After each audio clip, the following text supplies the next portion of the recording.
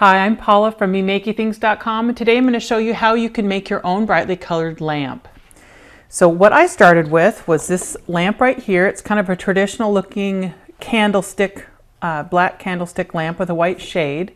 I just simply spray painted it with this gloss yellow paint, and this is my result right here.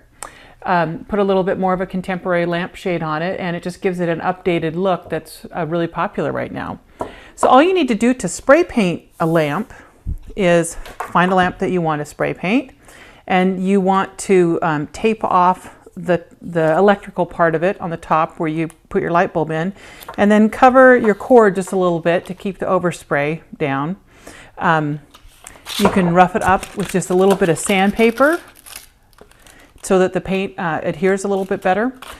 And then I recommend using a primer. I actually did not use a primer on this lamp that I did here, but you do get a little bit better results. It doesn't take quite as much paint. This was a black. Going from black to yellow is a lot more difficult than going yellow over white. The color will come out much truer with less paint.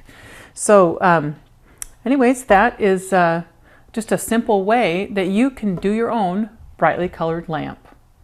This is Paula from MeMakeyThings.com. Have a great day.